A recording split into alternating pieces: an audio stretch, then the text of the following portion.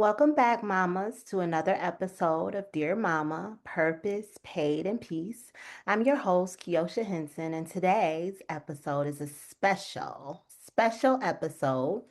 And words don't really do it justice because I get to sit and chat with my best friend, my partner, my safe space, and my wife of 13 years.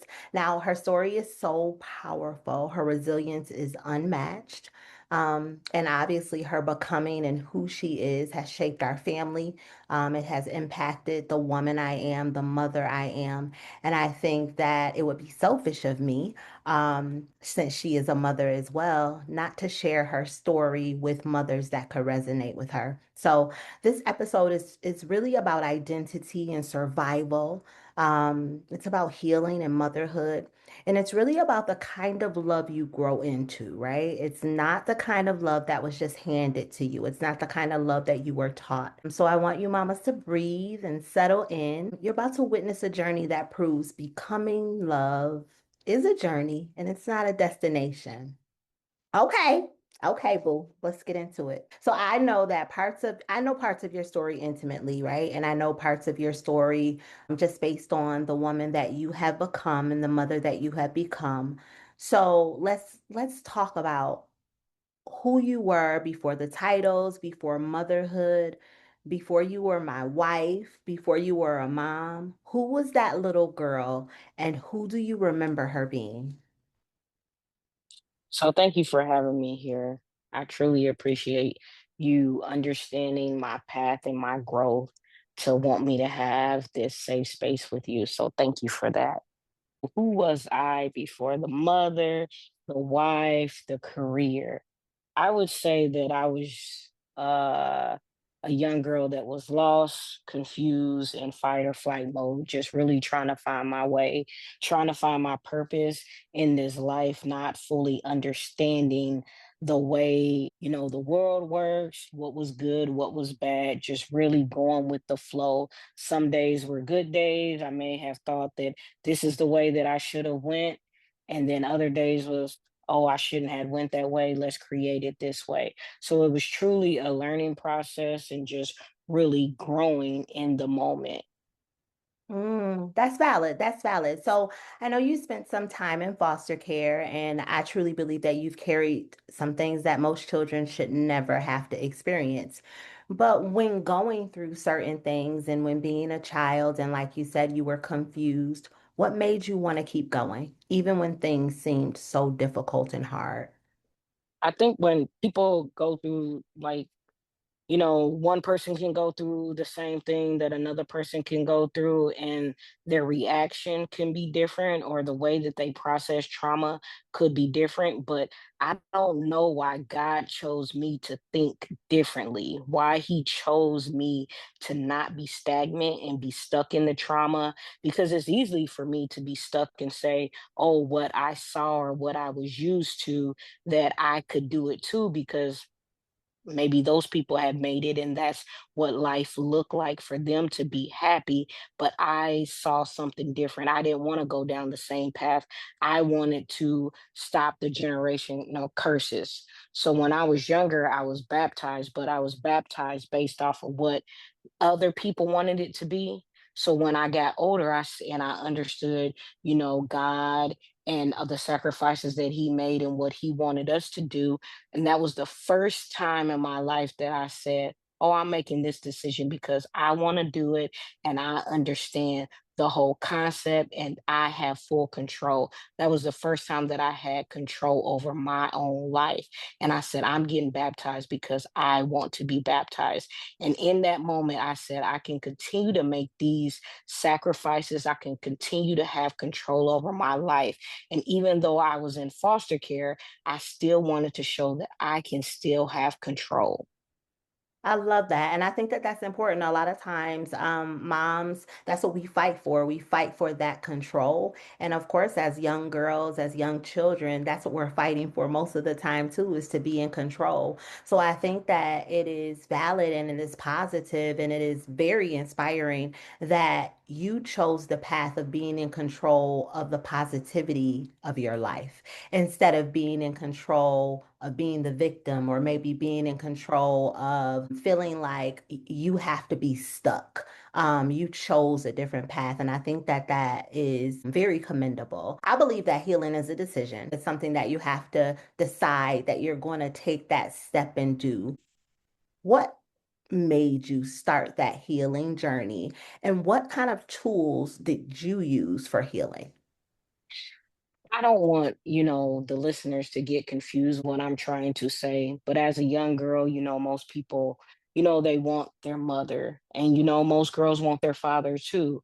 But for me, growing up, I got what I needed from a father, so to speak, that love that I wanted. Now, he wasn't present in the capacity that I needed him to be, but that love, I got that. So growing up, I didn't have that mother that I wanted. So I know I did talk to you about this a little bit before, as when me and you had first got together, you gave me that motherly feeling that I needed. In relationships, people to know your story and to offer that need that you offer what you need in the moment, and for you to give me that need in that moment, that motherly figure. No, she was not my mother, but she gave me that unconditional love and gave me that feeling of being safe in the moment. And I think that that's what truly helped me in that healing process, that I was able to get that feeling and that feeling of safe, that vulnerable feeling, and that just that commitment of what I needed from a mother. Granted, you're not my mother in no capacity. I don't want you to be that at all, because we do things that mothers and daughters should not do. But I'm sorry about that. I'm sorry. Um, but I'm just saying, in that moment, that was the healing process. I was able to heal and really say, yes, my mother didn't give me this, and no fault of her own, because, um, she didn't have the tools that she needed, and that's okay, and I understand that. But as you were able to fulfill that need, and that was the first part of my healing journey. I love that. It sounds like what you're saying is that in order to start healing, it's important to have like a connection and have that one relationship with someone you can trust. Do you agree with that? Yeah, absolutely. And I want the listeners to know it ain't no mother and daughter relationship right now. This is wife and wife. Okay. Okay, valid, valid. I get it. I understand what you're saying, and I love that too. And I think that that's commendable to say that having a relationship is something that made you trust love again. That's what it sounds like you're saying to me. And it helped you to trust that love was a safe thing for you to have and you deserved it. Yeah. To knowing your person. Like, once you get to know their story and you fully understand and fully commit, you're able to pour into them what they need if you're fully committed to them. And that's what you did. I like that. I like that. So I truly believe that healing also requires you to face yourself. And I think that that's why a lot of people get stuck in certain seasons of their life. So tell us, like, what was it that made you decide that you were no longer the victim?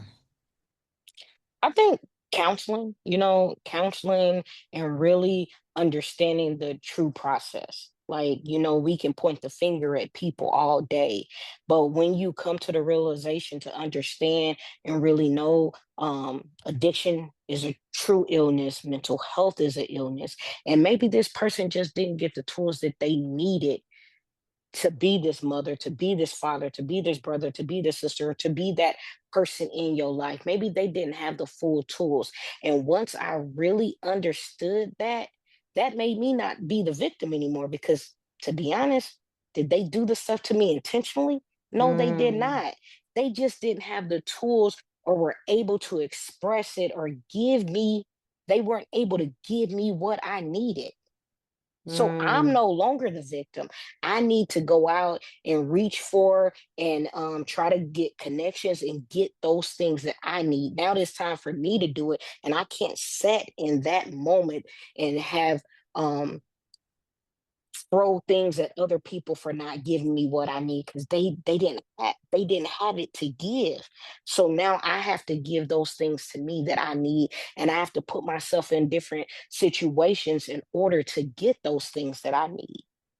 I love that. I think something that you said was super important. Give yourself what you need. And I think so often we are waiting for someone else to give something to us, and we're waiting for someone to come save us, and we're waiting for someone to come apologize to us.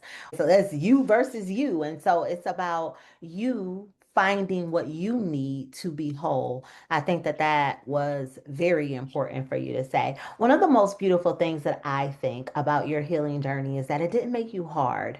Like so often, people go through trauma, go through, experiences that were no fault of their own, and it forces them to take it out on others. And I love so much that your trauma actually made you a soft place to land for other people. And I think that that is super, super special.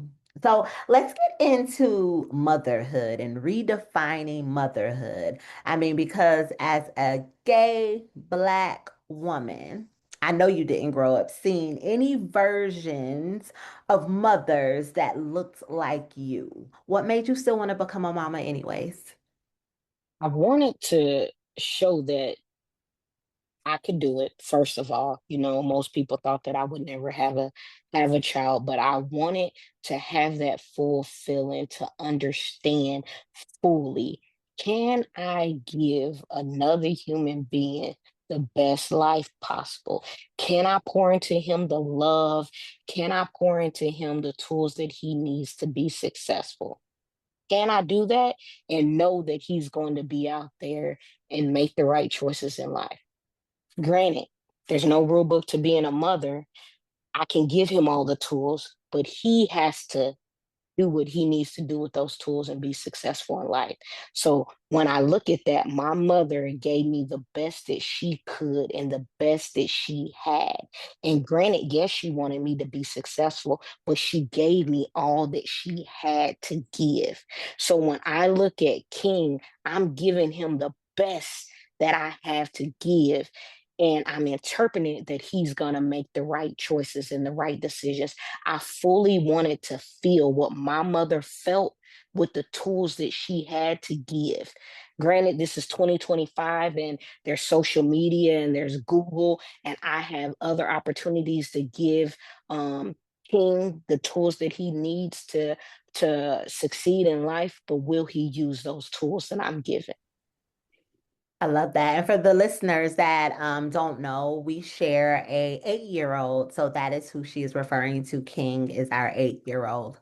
Now, because you never saw a clear model of motherhood that looked like who you were, and, obviously as you began to heal, you started to understand that your mom gave you all that she could give.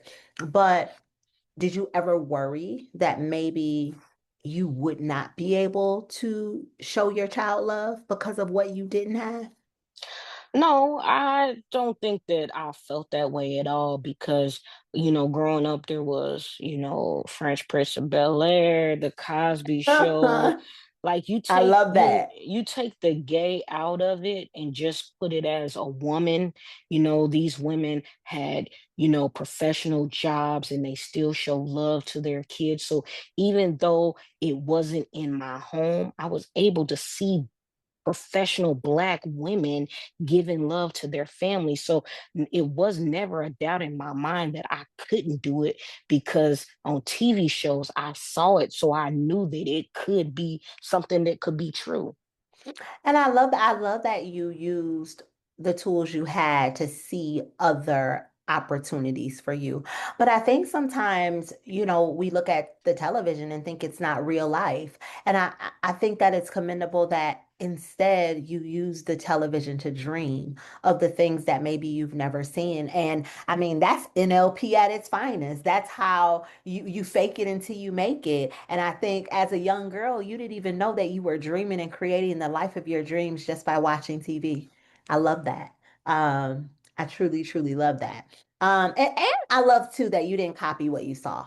And like so often, like you said, so often well, some people will do what they have seen other people do. And I love that you say, well, I saw the Fresh Prince of Bel-Air and I saw the Cosby Show. And instead of you doing what you saw in your family or in your home, you chose to do something else that felt different for you. What made you think that one way was better than the other? Well, on the show, you saw how excited, the kids was, the way they Mm, felt love, and to be honest, I always wanted that Cosby Show family. I always wanted mm. that. So in order for me to get out of that, I said I'm going to create my own and give my own that type of love. I love that. I love that. So let's be real, right? Like people say you have to love yourself before you can love anybody else. In marriage, while healing, that's hard. That's hard work. Tell me, what have you learned in our marriage about grace for yourself, grace for me, and like what it's like to be in a partnership while still evolving? What have you learned? I've learned, to be patient. Patience is something else, and I learned that every reaction does not deserve another reaction. Sit in the moment and listen to that person. Accountability is something else, and far too many people struggle with accountability, just accepting like I made this mistake, or this is truly who I am. Like this is truly who I am, and this is the tools that I have. So this is how I'm going to proceed, and just fully accepting that person for who they are. And I think our relationship is like no other relationship, out there, because we fully set in the moment. Like, Mm. you are a talker and you like to debate a lot, and I sit in the moment and I analyze it and I try to figure out your point of view and try to get to know where you're coming from. I don't argue back. I don't give back anything. I sit in the moment and I piece out piece by piece everything that you say. And then I'm able to come back with a clearer understanding. When people are in a relationship, you're supposed to be able to provide different perspectives. We're two different people. We're not the same, so your perspective can't be like my perspective. It can be, but it should be a little bit similar, and we should be able to compromise in the middle, with those different perspectives. And it's okay for someone else to have a different perspective than you. But to be honest with you, I think really working out and adjusting through the time that Jordan attempted suicide, I think that, that moment where we almost broke up due to everything, I think, and how we were able to come back across that bridge, I think that's really where everything aligned out, because we had different perspectives on the situation. We had our differences, and we were still able to say, hey, this is what we need to do. You said, you are correct. This is what we need to do, because you got out of your emotional brain and you understood what I was saying, and we were able to move forward in the right direction. So I think that the whole moment we were able to align together better. I I love think I that. I think I answered your question. I love that. I love that. And I mean, I think that grace is about patience, and you are the most patient person, and that's why I always say you're so perfect for me. And I love to say too, like we have learned that we're on the same team. Oftentimes in relationships, one side is arguing their point and the other side is arguing their point. Like you said, yes, it's okay to have different perspectives, but at the end of the day, we're on the same team. So, how can we come to an agreement that is the right thing for our team? So, I love that you said that. Thank you so much. So, I mean, we have wrapped it up. I love what you have shared. I definitely think that it will bless and help another mama to evolve. So we have made it to our pour it out portion in the show. I want you to tell me what is something you want to pour out. So something you don't want any more of as you enter into 2026. So I would say fear and failure. So I would Mm. say that I poured that out in 2024, that fear and failure, and I was able to leave a job that I was at for 14 years and move on to another position. Yeah, it may seem like a lateral position, but in my eyes, it was really um tearing down one wall and creating another wall. And in this moment and in this new life lesson that I'm going through by networking and engaging with brand new people, I don't want fear or failure to stop me from succeeding further or to give me a setback from where I'm trying to go.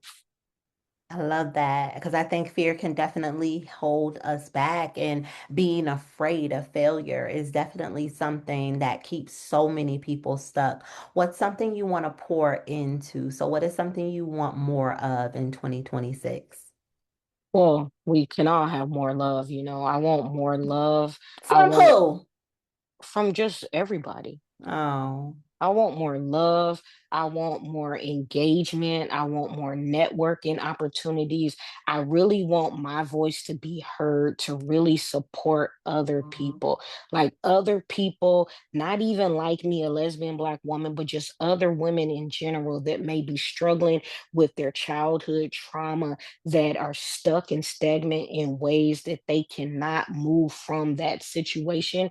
They may be incredible people, may be able to heal the world, but they are stuck in that one spot. I really want to support and help them.